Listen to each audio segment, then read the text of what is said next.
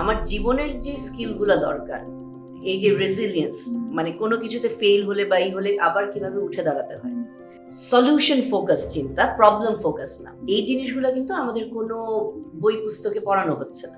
Main প্রেশারটা হবে university. আমাদের কিন্তু এটা উল্টা হয়ে যাচ্ছে। আর আমি এটাই বলবো বাবা মাকে যে ইনথুজিয়াজমটা যদি না থাকে সে ক্যারিয়ারেও শাইন করতে পারবে। এক্স্যাক্টলি, কাজের প্রতি ভালোবাসাটা থাকলে না এটাকে আর কাজ মনে হয় না। আমাদের ভিতরে সবাই তো ইউনিক, আমাদের ভিতরের হিরোটাকে যদি ট্যাপ করতে পারি তখন কিন্তু বের করে না আমার সবার জন্য আমরা হিরো হয়ে দাঁড়াতে পারবো।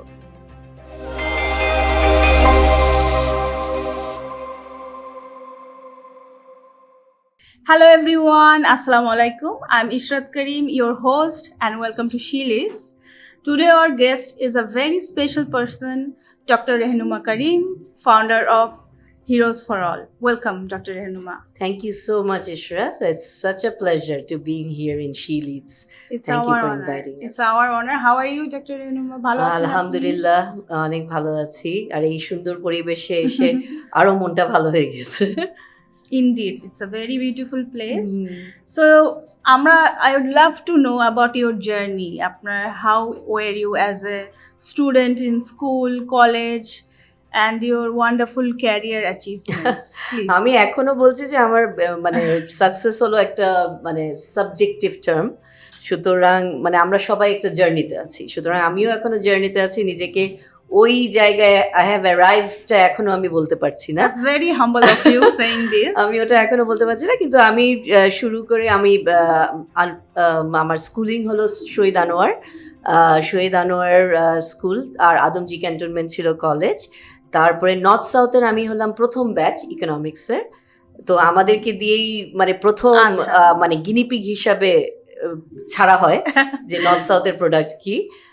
তো থ্যাঙ্কফুলি ওই জার্নির পরে আমি ইউনিসেফ বাংলাদেশে কিছুদিন কাজ করি, আর আমি একটা স্পিয়ার হেড করি বাংলাদেশের প্রথম ইউথ ফোরাম 1999-এ। তো তখনও ইয়াং ছিলাম। তো আমি খুব অবাক হয়ে গেছিলাম যে আমার জাপানিজ যে সুপারভাইজার ছিল জুন কুনুগি, তাকে যখন একটা মিটিং এর মধ্যে আমি খুব ভয়ে ভয়ে হাত তুললাম আই হ্যাভ আ আইডিয়া বলে। আমি তখন একজন মানে ইন্টার্ন টাইপের একজন, মাত্র ঢুকেছি। তো তখন যখন আইডিয়াটা বললাম যে আমি একটা ইউথদেরকে নিয়ে একটা ফোরাম করতে চাচ্ছি ইউনিসেফের ইসে, তখন জুনকুনি বলে okay you take the lead. তো ওটাই আমি দেখলাম যে ট্রু লিডার্স কারা হয়, যে দে ইভেন হ্যাভ ফেথ। মানে এমন কেউ নাই যে সে ছোট বলে যে তার আইডিয়াটা নিব না, তা না। তো তখন আমার আইডিয়া থেকেই 2 দিনের এরকম একটা ইউথ ফোরাম হয়। তো তারপর আমি চলে যাই নেদারল্যান্ডসের একটা ফেলোশিপ পাই, তো ওখানে নেদারল্যান্ডসে যাই। তো আমি আবার ইকোনমিক্স থেকে তখন এনভায়রনমেন্টে মুভ করি। আচ্ছা। আর ওইখান থেকে তারপরে আমি খুব ইন্টারেস্টিংলি মানে প্ল্যান ছিল বাংলাদেশেই ব্যাক করার, কিন্তু আমার থিসিস পেপার সাবমিট করার সময় পেন স্টেট থেকে আমাকে অ্যাসিস্ট্যান্টশিপের একটা প্রপোজাল দেয়া হয়। তো তখনও আমি সবচেয়ে মজার গল্প হলো যে আমি প্রেজেন্টেশনের পরে ওই হেড অফ দ্য ডিপার্টমেন্ট এসে বললো we would like to give you an opportunity, তুমি পেন স্টেটে আসবে কিনা। আমি বললাম না, মাথা খারাপ, আমি আরও 5 বছর পড়াশোনা, মানে আমি এটা ইম্যাজিনও করতে পারিনি। তো তখন আমি বললাম আমি বাংলাদেশে চলে যাচ্ছি। তো ঠিকই আমি বাংলাদেশে চলে যাই, আমি দেশ উদ্ধার করব এরকম চিন্তা করে। কিন্তু বাংলাদেশে এসেই যখন দেখি ফ্যামিলি সবাই থেকে বিয়ের জন্য প্রেশার দিচ্ছে, তখন আমি চিন্তা করলাম আমি কিভাবে পালাই। তো তখন ডক্টর লিন্ডাকে আমি মেল করলাম যে is that offer still open. তো পিএইচডিটা আমার আসলে জ্ঞান আহরণের জন্য করিনি, বিয়ে থেকে পালানোর জন্য করেছিলাম। তো ওই যে জার্নিটা শুরু হলো। তো পেন স্টেট থেকে পিএইচডি করার পরে স্টেট ইউনিভার্সিটি অফ নিউ ইয়র্কে আমি অ্যাসিস্ট্যান্ট প্রফেসর হই, তারপরে এখন আরআইটিতে অ্যাডজাংক্ট ফ্যাকাল্টি, আর সাথে সাথে তো আমার dream project heroes for all. That's wonderful. মানে you have so many feathers in your crown. আমি আসলে বুঝে উঠতে পারছি না যে কোথা থেকে শুরু করব, but I would like to start with heroes for all. What motivated you to start this foundation? What is the story behind it? আমার এই মোটিভেশনটা মেইন হলো আমি যেহেতু স্টুডেন্টদের নিয়ে কাজ করি বোথ আমেরিকাতে এবং বাংলাদেশে। তো আমেরিকান স্টুডেন্টদেরকে নিয়ে আমি একটা নন প্রফিট ম্যানেজমেন্ট ক্লাস 10 বছর ধরে পড়াতাম। তো ওখানে পড়াচ্ছিলাম তখন আমি প্রতি সামারেই বাংলাদেশে এসে পড়ি, আর বাংলাদেশেও এসে ইউথদের সাথে যে কথা বলছি। তো সব জায়গায় একটা কমন থিম যে we don't know what we are doing. এমনকি গ্র্যাজুয়েশন শেষ করার পরেও ছেলেপেলেরা কেউ জানে না যে ওরা কি করছে।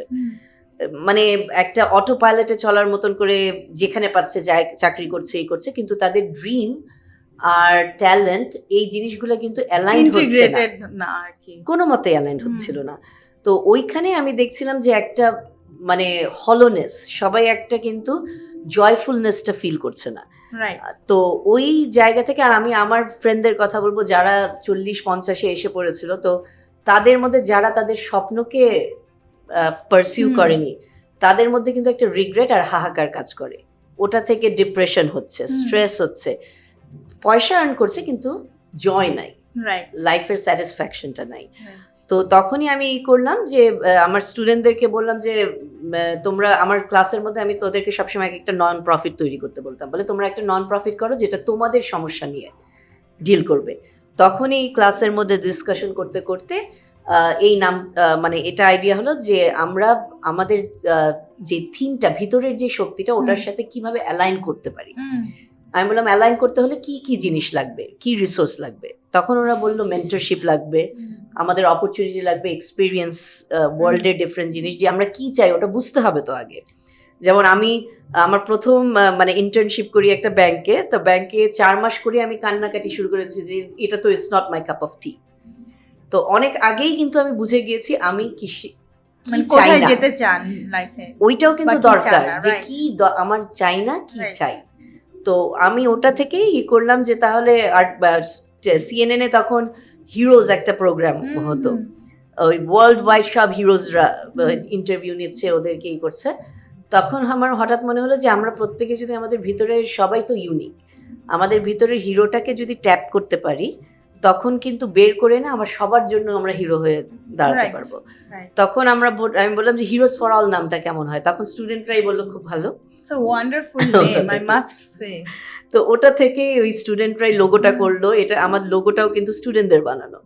তো ওইটা থেকে হিরোজ ফর অল প্রথমে আমেরিকাতে, এখনো নিউ ইয়র্কে আমরা রেজিস্টার 501c3 হিসাবে, আর তারপরে বাংলাদেশে আমি এটা সমাজ কল্যাণ অধিদপ্তরের আন্ডারে।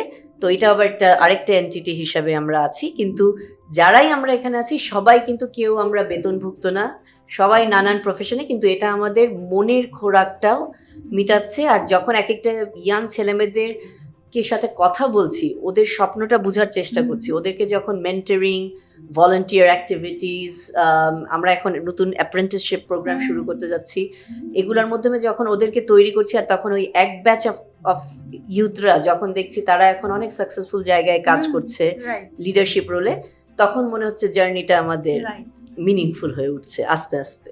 So heroes for all wonderful কাজ করছে। এই কাজ করতে গিয়ে আপনার পার্সোনাল এক্সপিরিয়েন্স কি with the students, with the volunteer? I would love to hear আপনার জার্নিটা কেমন চলছে। আমি যেমন একটা জিনিস হলো যে অথেন্টিসিটিতে খুব বিশ্বাস করি। তো আমার প্রথমেই বুঝতে হচ্ছে যে আমাদের ইউথদের মাইন্ডসেটটা কি। আমি সবসময় একটা এক্সাম্পল দিই যে আমরা যখন একটা ফোনে কোনো কিছু অ্যাক্টিভেট করতে চাই বা কম্পিউটারে নতুন কিছু করতে চাই, তখন মাঝে মাঝে আপডেট রিকোয়ার হয়। আপডেট না করলে কিন্তু আমাদের যে নতুন নতুন যে সফটওয়্যারগুলো আছে ওগুলো কিন্তু আমরা রান করতে পারি না।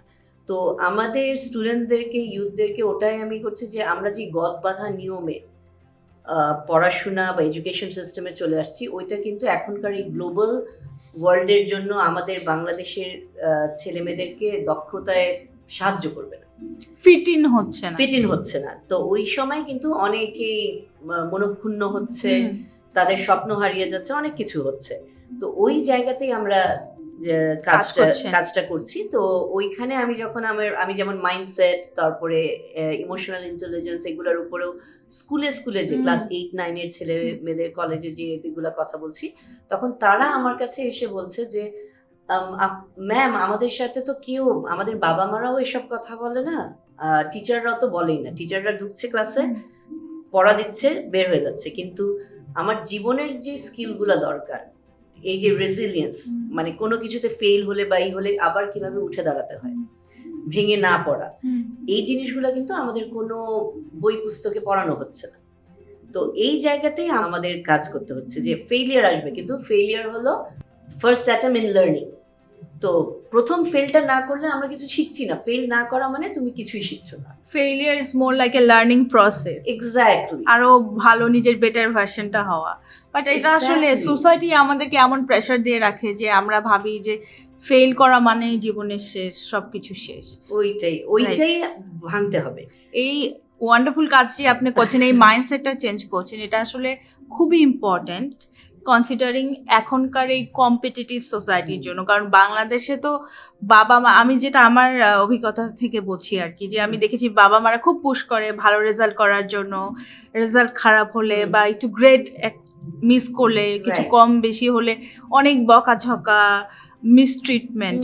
সো এই বিহেভিয়ারাল প্যাটার্নগুলোও চেঞ্জ হওয়া খুবই দরকার, এই সোসাইটাল নোশনটা চেঞ্জ হওয়া খুব দরকার। না, আমি তো সবচেয়ে ভয়ঙ্কর হলো যে লাস্ট ইয়ার যেমন 400 জন ইয়াং ছেলেমেয়েরা কিন্তু সুইসাইড করেছে। সুইসাইডের হার কিন্তু অনেক বেড়ে গেছে। জি, আর এটা কিন্তু ওই ফেলিয়ার মাইন্ডসেট, সমাজ আমাকে কি বলবে, আমি কিভাবে মুখ দেখাবো, বাবা মায়ের প্রেশার, এগুলা থেকেই কিন্তু হচ্ছে। রাইট, কিন্তু এইটা আমাদের বাবা মাদেরকেও শিখাতে হবে, অ্যাড্রেস করতে হবে। হ্যাঁ, আমি তো এই জন্য চাচ্ছি একটা প্যারেন্টস ওয়ার্কশপ করতে। এটা যে খুব ভালো কারণ হবে। মানে আমি ছেলে মেয়েদের সাথে কথা বলছি, ওরা বলে কি আমাদের বাবা মা তো বুঝে না। ওরা বুঝলো কিন্তু বাপ মা তো বুঝছে না এখনো, কিন্তু কম্পিটিশনে পুরা সিস্টেমটাকেই তো একসাথে অ্যালাইন করতে হবে। তো ওই কম্পিটিশন থেকে বের হওয়ার মাইন্ডসেটটাকে করতে হলে কিন্তু আমাদের অনেক কাজ আছে। টিচারদেরকে নিয়ে কাজ করতে হবে, তো টিচারদেরকে নিয়ে কাজ করতে হবে, প্যারেন্টসদেরকে নিয়ে কাজ করতে হবে। একটা বাচ্চাকে রেজ করতে হলে কিন্তু একটা পুরো ভিলেজ দরকার। এক্স্যাক্টলি, এটা তো একটা ইয়ে আছে, প্রভাবই আছে, it takes a village to raise a child. তো আমরা এই জায়গাতে কিন্তু এখনো ভালোভাবে কাজটা করছি না। আমরা যখন ছোট ছিলাম ওটা ছিল ডিফারেন্ট এনভায়রনমেন্ট। আমার আশেপাশে আমার আঙ্কেল আন্টিরাই কিন্তু আমাদেরকে বলতে গেলে রেজ করেছে। রাইট, নেইবারহুড ছিল একটা। আমার একটা নেইবারহুডে কিভাবে আমরা বাচ্চাটার রেজ হচ্ছে। আমি কার্নিশ থেকে দাঁড়িয়ে করছি, তো এক আঙ্কেল এসে বলছে তোমার বাবাকে বলে দেবো, এক্ষুনি শীঘ্রই উঠো এসে। তো প্রত্যেকটার মধ্যে একটা মানে ট্রাস্ট ছিল। এখন চেক এন্ড ব্যালেন্স ছিল, সাপোর্টিভ এনভায়রনমেন্ট। আরবান লাইফে এখন আমাদের ঢাকায় বলতে গেলে তো ওই trust factor, very nuclear sort of society এখন একটা। নিউক্লিয়ার শুধু না, এমনকি পাড়া প্রতিবেশীরাও আমরা কেউ কাউকে চিনি না। হ্যাঁ, তো ওই কনসেপ্ট থেকে আমি আমার ইউথদেরকে দিয়ে কিন্তু বাংলাদেশে 2018-তে প্রথম পাড়া উৎসবটা করলাম। খুবই সাকসেসফুল ছিল পাড়ার মধ্যে, সাকসেসফুল। কিন্তু আমার গোলটাই হলো পুরা সবাইকে পাড়ার মধ্যে আবার ট্রাস্ট বিল্ডিং। এই যে যখন ক্যারাম খেলছে, আমি ক্যারাম বোর্ড রাস্তায় ফোন করে বলছি আই বড়, মানে আরেক জেনারেশনের মানুষরা বলছে আই নিচে নেমে আস, তারপরে তার নাতনিকে ক্যারাম শেখাচ্ছে। মানে ওই যে ইন্টারঅ্যাকশন, সেটাই। এইটা যেমন আমাদের গ্রামাঞ্চলে গেলে এখনো আমরা এই আমেজটা পাই যে গ্রামের হাটে বা বাজারে সন্ধ্যা হলে ক্যারাম খেলা বা টিভি দেখা বা চায়ের কাপে অনেক আলোচনা। শহর অঞ্চলগুলোতে কিন্তু এটা কমে আসছে। শহরের হাউজিং গুলো বলেন বা শহরের যে সোসাইটি গুলো আছে, এখানে আসলে এতটা বেশি ইন্টারঅ্যাক্টিং সোসাইটাল মানে ইভেন্টস কম হয় আর কি। না, কারণ বাচ্চারা তো স্কুলে যাচ্ছে, বাসায় এসে আবার বাপ মা তাকে কোচিং এ নিয়ে যাচ্ছে, কোচিং থেকে বাসায় এসে রাত্রে 9টায় খেয়ে আবার পড়াশোনা করছে, পড়াশোনা করে ঘুম।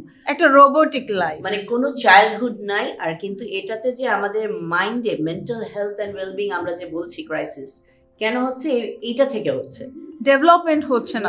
আমাদের মতন আমরা কিন্তু জেন এক্স, আমি অনেক প্রাচীন, তো জেন এক্স এর আমরা কিন্তু একটা ব্যালেন্স চাইল্ডহুড ছিল। এই বিকালবেলা মাগরিব পর্যন্ত খেলা, মাগরিবের আজানের সাথে সাথে পড়তে বসছি। আমার আব্বু যেহেতু ক্যাডেট কলেজের ছিল, সে একদম নিয়ম ছিল, রিচুয়াল, 8টার মধ্যে খাওয়া শেষ, 10টার মধ্যে লাইট নেভানো। তোমার যদি পড়তে হয় ভোরবেলা 4টা বা 5টার সময় উঠে পড়াশোনা করো। তো ওই একটা ডিসিপ্লিন লাইফের মধ্যে। তো আমরাও থ্যাঙ্কফুল যে আমরা দুইটা জেনারেশন, আমরা কিন্তু ডিজিটাল ডিভাইসও পেয়েছি, আবার ডিজিটাল ডিভাইস ছাড়া পৃথিবীটাও দেখেছি। সো আমরা হলাম যে immigrant of to digital device.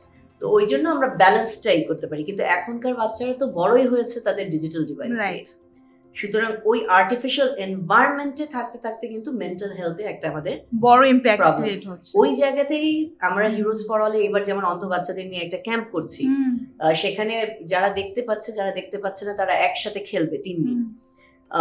মানে একটা ইনক্লুসিভ এনভায়রনমেন্ট, যে অন্ধ হলেও প্রত্যেকটা বাচ্চার রাইট আছে খেলার, প্রত্যেকটা বাচ্চার রাইট আছে নর্মাল লাইফ করার। আর ওই আরেকটা যারা যে বাচ্চারা দেখতে পাচ্ছে তারা এমপ্যাথিটা বুঝতে পারছে। তো এই স্কিলগুলা কিন্তু মানুষ হওয়ার স্কিলগুলো আমার হিরোজ ফর অল থেকে আমরা চাচ্ছি, যাতে ফিউচার জেনারেশন একটা কনসিয়াস গ্লোবাল সিটিজেন হয়ে বড় হতে পারে। অফকোর্স।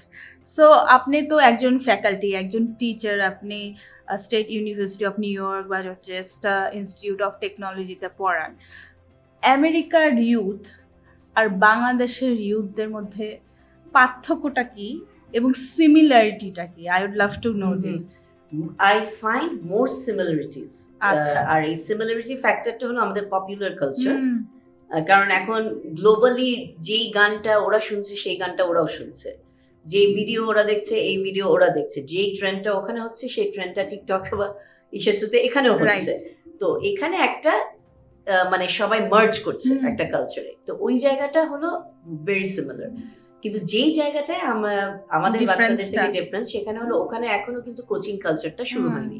স্কুলেই যা পড়ানোর স্কুলের পড়া স্কুলেই হয়ে যায়, ভারী ভারী ব্যাগের বোঝা বহন করতে হয় না, বোঝা নাই। ওই যে ডিমান্ড ওখানে কিন্তু ওই যে জিপিএ 5 এগুলা নিয়ে হাই স্কুল পর্যন্ত কোনো মাথা ব্যথাই নেই।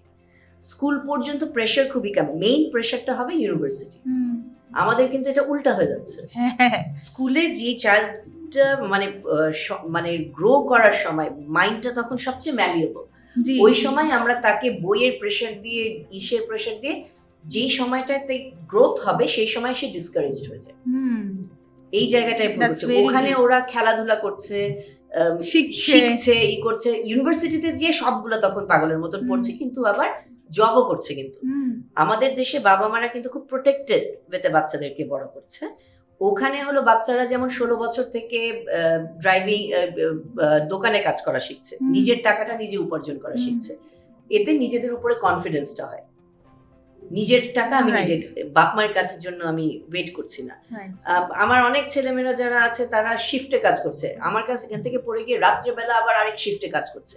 তখন হয় কি ওরা হার্ড ওয়ার্কটা শিখে, আগে থেকে স্ট্রাগল শিখে, ডিসিপ্লিন শিখে, কারণ এক্সপেরিয়েন্সই কিন্তু আমাদের লাইফের রেভিনিউ। রাইট, এই জিনিসটা যেমন ওদের মধ্যেই করে।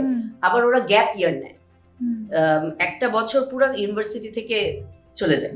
অনেকেই এটা নিচ্ছে, নিয়ে ওরা ওয়ার্ল্ডটাকে বোঝার চেষ্টা এক্সপ্লোর করে, অনেক ট্রাভেল করছে, তারপরে ইন্টার্নশিপ করছে, কাজ করছে, রিয়েল লাইফের এক্সপেরিয়েন্স নিচ্ছে।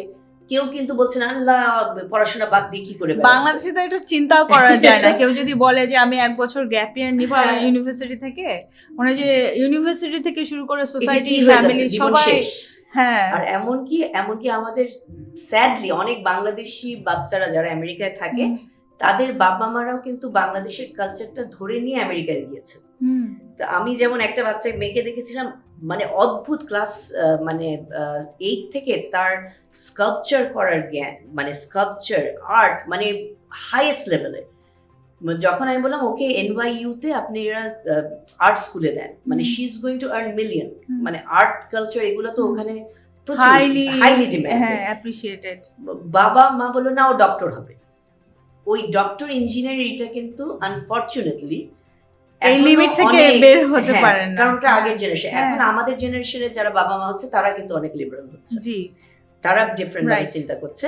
কিন্তু ওই মেয়েটাকে আমি কয়েক বছর পরে যখন দেখলাম, সে তো হ্যাঁ পড়ছি ডক্টর, হ্যাঁ, কিন্তু ওই যে ইনথুজিয়াজমটা, আর আমি এটাই বলবো বাবা মাকে যে ইনথুজিয়াজমটা যদি না থাকে সে ক্যারিয়ারেও শাইন করতে পারবে। এক্স্যাক্টলি, যে যেটা করুক ফুল এনথুজিয়াজম দিলেই না সে তার বেস্টটা বের করতে পারবে, তখন কাজ মনে হবে না। আমি যেমন 24 আওয়ার্স কাজ করলেও কিন্তু I am not getting tired, কারণ আই এম এক্সাইটেড।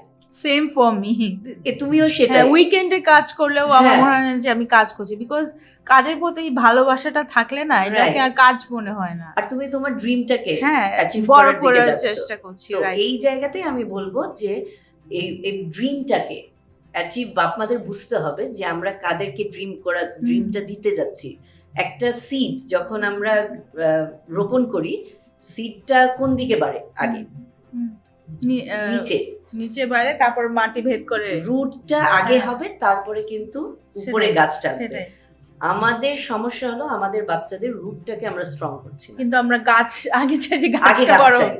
তো আমাদের character building, ethics, work ethics, এগুলো সবকিছু, morality, what is right or wrong, একটা Right. মানুষকে রেসপেক্ট করা, হুম। এমপ্যাথি, এগুলো রুট। হুম, এই রুটটা যদি আমরা না তৈরি করতে পারি সেই ছোটকাল থেকে, সেটাই। তখন গাছটা কিন্তু খুব তাড়াতাড়ি পড়ে যাবে। এক্স্যাক্টলি, এই রুটটা থেকেই আসলে আসলো ইমোশনাল ইন্টেলিজেন্সের হুম, হুম। বিষয়টা, যেটা নিয়ে আমরা আগেও ডিসকাশন করছিলাম আপনার Right. সাথে।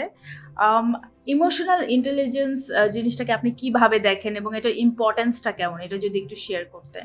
আমি তো বলবো যে আইকিউ একটা জিনিস, আইকিউ দিয়ে আমরা চাকরিতে ঢুকতে পারি, কিন্তু চাকরিটা আমি ধরে রাখতে পারবো কিনা ওটা ডিপেন্ড করছে আমার ইকিউ এর উপর, ইমোশনাল ইন্টেলিজেন্সের উপরে।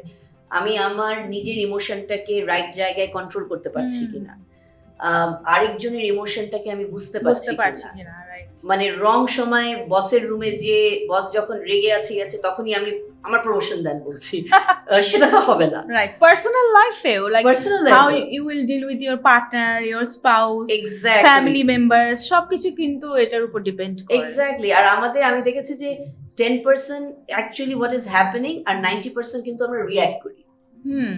প্রোঅ্যাক্টিভ সবকিছু না। মানে রিয়াকটিভ হচ্ছি বলেই কিন্তু আমাদের প্রত্যেকটা জায়গায় আমরা প্রবলেম করছি। ইমোশনটা যদি আমরা ম্যানেজ করতে পারি, আরেকজনের ইমোশনটা যদি আমরা বুঝে কাজ করতে পারি, তখন কিন্তু অনেক দূর এগিয়ে যাব। ডোনাল্ড ট্রাম্পের বলছি, যদিও এটা একটা পুরো অন্য রকমের একটা সিচুয়েশন। ডোনাল্ড ট্রাম্পের ইমোশনাল ইন্টেলিজেন্স কিন্তু একদমই নাই।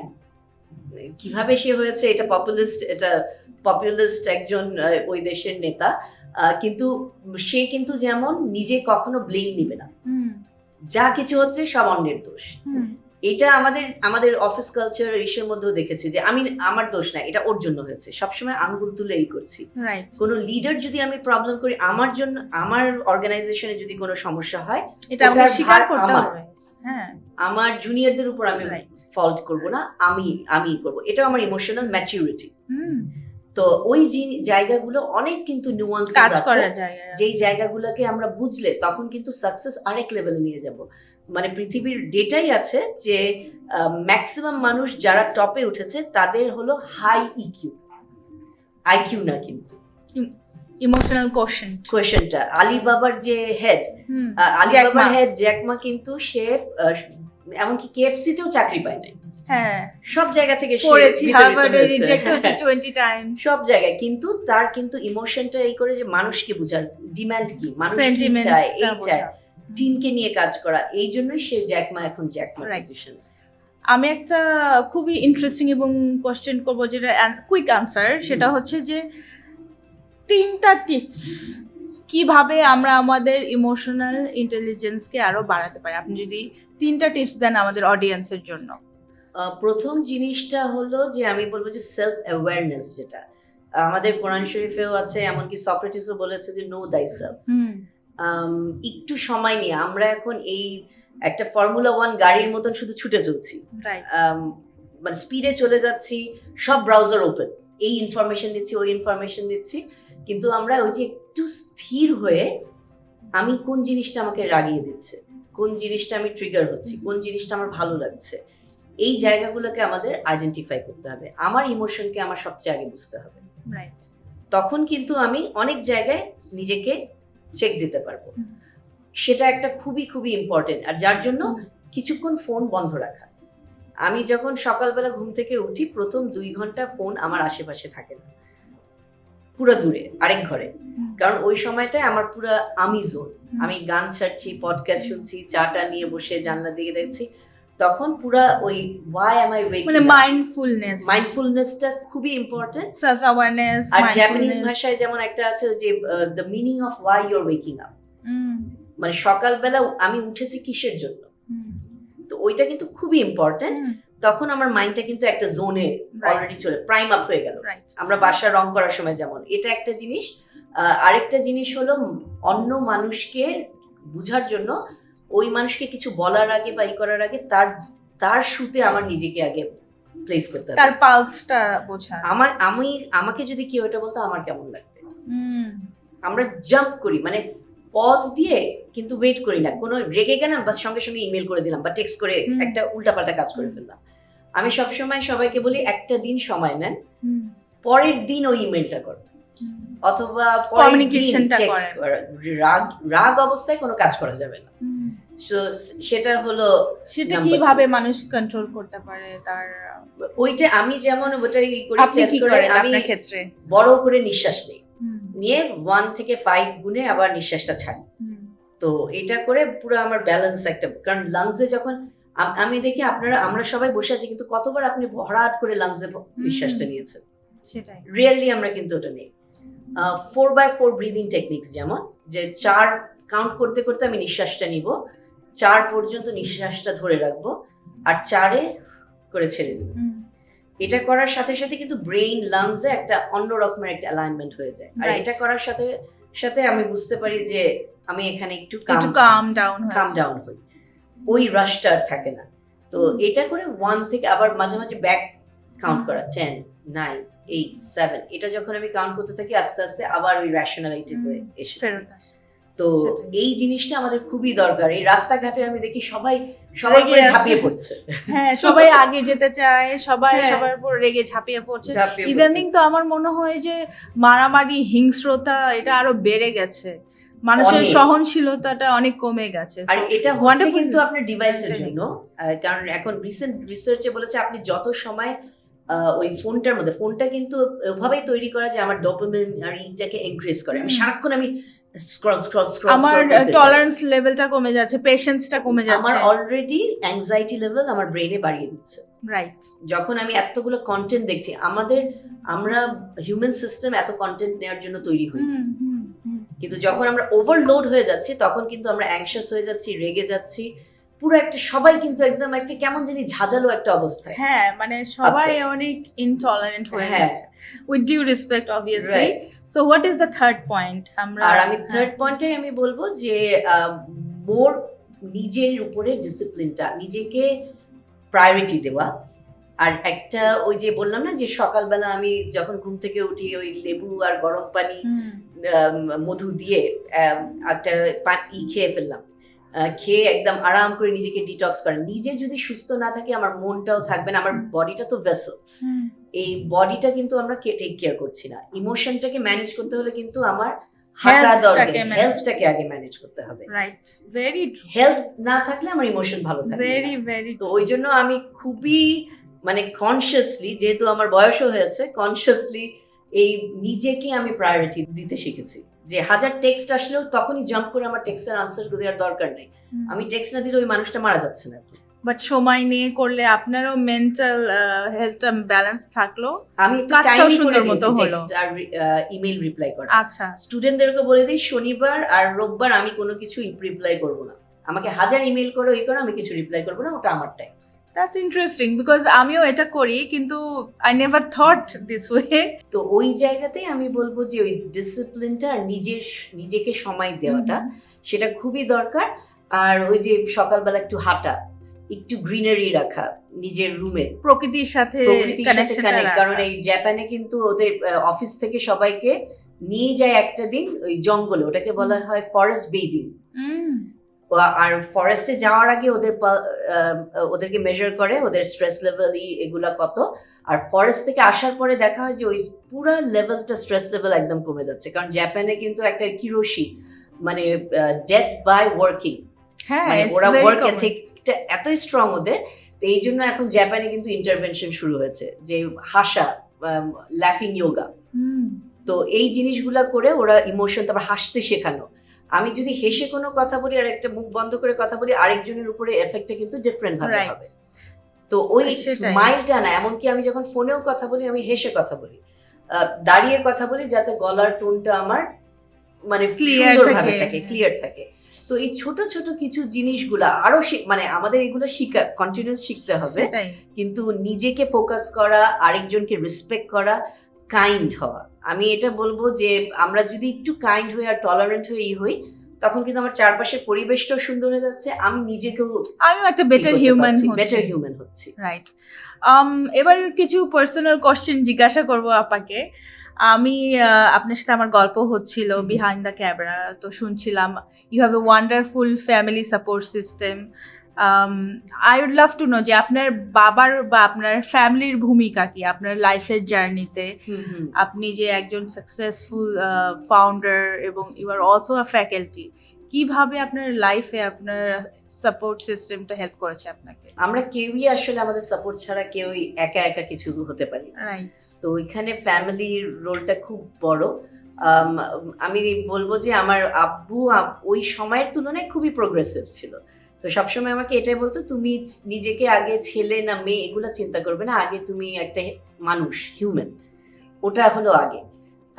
আর আরেকটা জিনিস, আমি যখন সবাই ওই যে একটা কম্পিটিশনে থাকতো কে স্টার পাবে এই পাবে, তখন আব্বু বলেছে যে তুমি নিজের মতন করে পড়বে, কোনো কোচিং টোচিংয়ে যাওয়ার নাই, নিজে নোট করবে, অন্যের নোট পড়ে গ্রেড ভালো করার কোনো দরকার নেই, তুমি নিজের নোটটা দিয়ে যদি ফেলও করো তাও আই উইল বি প্রাউড। তো আমাকে ওই জিনিসটা যে ক্রিটিক্যাল থিঙ্কিং করাটা, ওটা আমার আব্বু আমাকে শিখিয়েছে। যে পিস্টন পড়ছি, আমি সায়েন্সের স্টুডেন্ট ছিলাম, পিস্টন পড়ছি, আব্বু গাড়ি থেকে গাড়ির পিস্টনটা দেখিয়ে আমাকে, কারণ উনি একজন ইঞ্জিনিয়ার ছিলেন, বলো এই পিস্টন কিভাবে কাজ করছে। আমার মনে আছে ফিজিক্সের বইয়ে পিস্টনের ছবি আঁকতে রাখতে হতো। আব্বু পুরা ইঞ্জিনিয়ারিং এর বই খুলে পিস্টনের 4টা স্টেপ আঁকার, আর তারপরে গাড়িতে পিস্টনটা কিভাবে চলে ওটা দেখিয়ে দিল।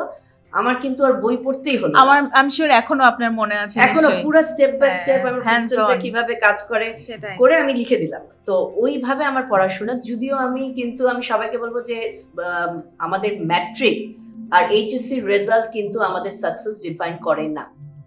যে বাবা মারা যতই আনন্দ করুক কি করুক, ফিউচারটা ডিপেন্ড করবে how good of a learner you are, শিখার অ্যাবিলিটি কি। কারণ জিনিস কিন্তু চেঞ্জ হচ্ছে, সেটাই 40% অফ দ্য জব এআই এর জন্য কিন্তু উইদিন ফিউ ইয়ার্স থাকবে না।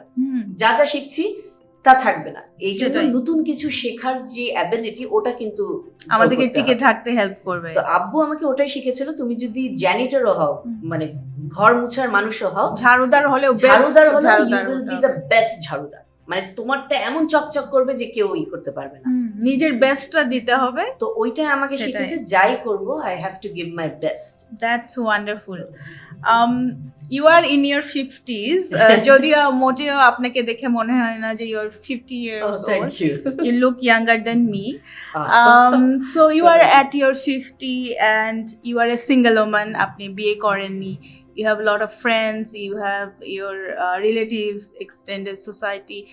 I'm sure আপনাকে অনেক এটা নিয়ে প্রেশার দেওয়া হয়েছে বা ডিফারেন্ট ভাবে আপনাকে ট্যাগ লাগানো হয়েছে। How do you deal with this? এবং আই এম শিওর আমাদের অনেক অডিয়েন্স আছেন যারা হয়তোবা আপনার মতোই আছেন, তারা এটা নিয়ে চ্যালেঞ্জ ফেস করছেন, বা ইয়াং গার্লস যারা আগে ক্যারিয়ার সেট করতে চান তারপর বিয়ে করতে চান, তারাও অনেক সোসাইটাল প্রেশার ফেস করেন। তো আপনি তাদেরকে কি সাজেশন দিবেন? আপনার লাইফের স্টোরিটা I would like to know, যে কিভাবে আপনি এটা ডিল করেছেন, ট্যাকল করেছেন, আপনার ফিলোসফিটা। আমি খুব ফরচুনেট যে আমার আব্বু মানে প্রচন্ড, ওই যে বললাম প্রোগ্রেসিভ। আম্মুকে সবসময় বলতো, আম্মু যদিও বলে আমরা 3 বোনের মধ্যে আমি সবচেয়ে বড়, আমার 2 বোনের বিয়ে হয়েছে, কিন্তু আমি হলাম সবসময় একটু ডান পিটে ছিলাম। ওই পাড়ার মধ্যে ক্রিকেট খেলছি, সাইকেল নিয়ে বের হয়ে যাচ্ছি, নেইবাররা এসে অনেক সময় কমপ্লেন করছো যে তার ছেলেকে মার দিয়ে এসে পড়েছি। তো এইগুলা করতো। তো আব্বু সবসময় মানে আমাকে এনকারেজ করতো। আব্বু আমাকে প্রথম গুগলি বল কিভাবে বোলিং করতে হয় এগুলো শিখিয়েছে। তো আব্বু সবসময় আম্মুকেও বলতো যে লেট হার বি হ্যাপি, ও যেটা করে খুশি হবে ও সেটা করবে, আর আমার ওর উপরে পুরো ট্রাস্ট আছে। যখন বাবা মায়ের ট্রাস্টটা থাকে তখন কিন্তু একটা সাহস থাকে। হ্যাঁ, আমাদের সোসাইটি এখনো ওরকম প্রোগ্রেসিভ এখনো হয়নি, তো অনেক কথা শুনতে হয়েছে কিন্তু এখন যেমন মানে আমার এগুলা খুব মানে আমি হিউমারাসলি নিই।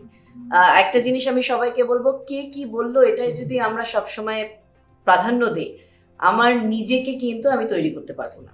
সেটাই, অলওয়েজ মানুষ যেইভাবে আমাকে দেখতে চাবে আমি সেই ব্যক্তিটাই হয়ে যাব। এই জন্য আমি যেমন কখনোই কে কি বলছে না বলছে এগুলো যেমন আমার কোনো বদারেশনই হতো না।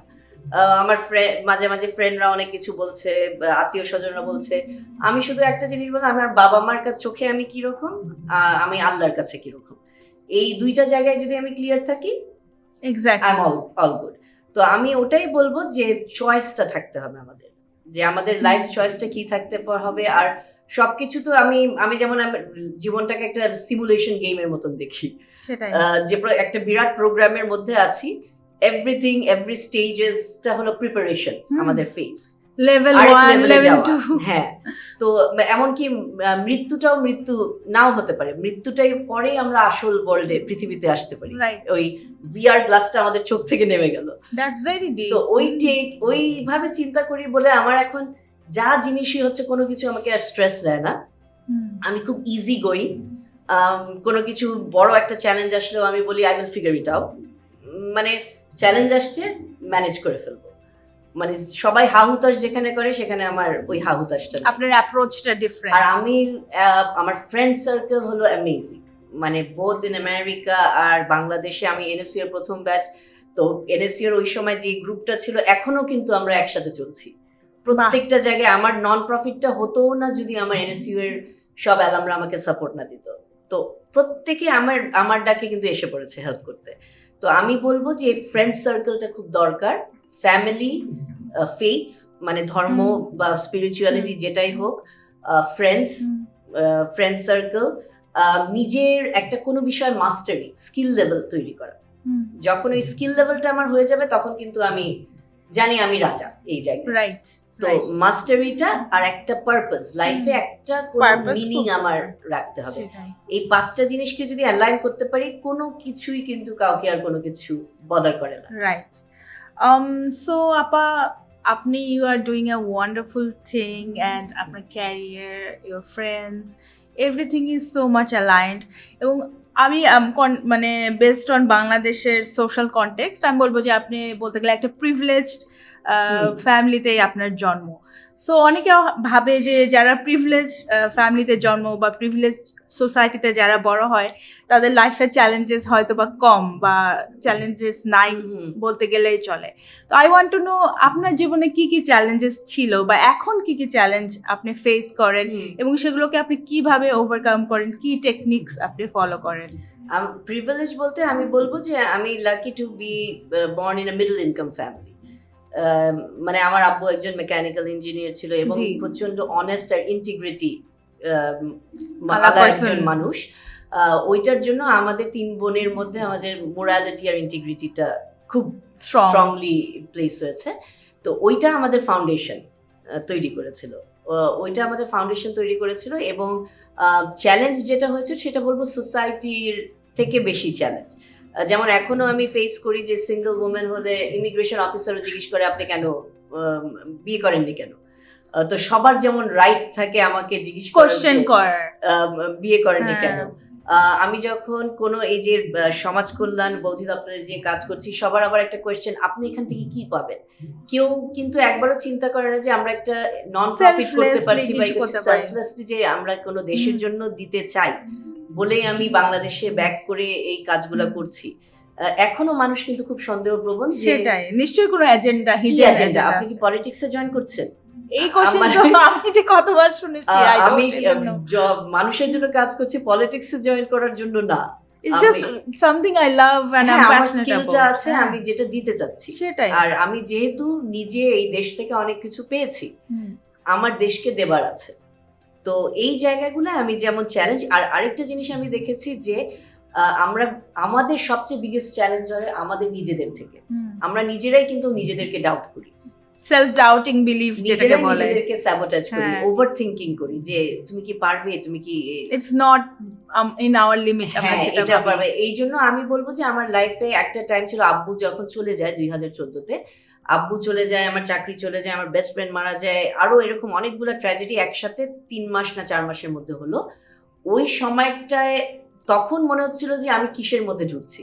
কিন্তু রুমির একটা আছে যে তোমাকে ভেঙে ভাঙা হয় যাতে ওই ভাঙার মধ্যে দিয়ে আলো ঢুকতে পারে। তো ওই সময় কিন্তু এই যে রুমির কোডগুলো আমি পড়তাম। তারপরে ব্যাটম্যান দেখে, এখন ব্যাটম্যানে Alfred why do we fall, তখন অ্যালফ্রেড বলছিল so that we can rise again. না পড়লে কিন্তু আমরা উঠারিটা পাবো না, সেটাই শক্তিটা পাবো না। ওই জন্য আমি বলবো যে আমার লাইফের প্রত্যেকটা চ্যালেঞ্জই আসছিল আমাকে নতুন কিছু শিখাতে। আর আমি এক একটা চ্যালেঞ্জ থেকে এক একটা স্কিল। আর আমি বলবো যে যত চ্যালেঞ্জ আসে, আমি এখনো আমার সাথে যারা HF এর মেম্বার আছে তাদেরকে বলি যে চ্যালেঞ্জে ভয় পাবে না। চ্যালেঞ্জ আসছে, এখন বুঝার চেষ্টা করো, সলিউশন ফোকাস চিন্তা, প্রবলেম ফোকাস না। যেটা আমাদের বাংলাদেশের একটা, আমরা যারা বিভিন্ন অর্গানাইজেশনাল হেড আছি বা কাজ করি, দেখি যে কোনো একটা প্রবলেম হলেই সাথে সাথে আমাদের কলিগরা প্রবলেম নিয়ে চলে আসে। সো এটা আমরাও খুব প্র্যাকটিস করি আমার অর্গানাইজেশনে, যে Right. Come with the problem, এটা তোমার সমস্যা, 3টা সমাধান সহ আমার কাছে আসবে, দেন উইল Exactly. ডিসকাস। প্রত্যেকটা আমাদের প্রিপারেশন ফেজ, Right. আমাদের লাইফের চ্যালেঞ্জগুলো যেটা আসছে, আমাকে ওখানেও কিন্তু চ্যালেঞ্জ, যখন আমাকে মেয়ে হিসাবে কোনোভাবে বাধা দেওয়ার চেষ্টা করছে, তখন ওই বাধাটা আমি কিভাবে কাটাবো, রাইট, ওটাও কিন্তু মাথার মধ্যে ইহু করতে হচ্ছে।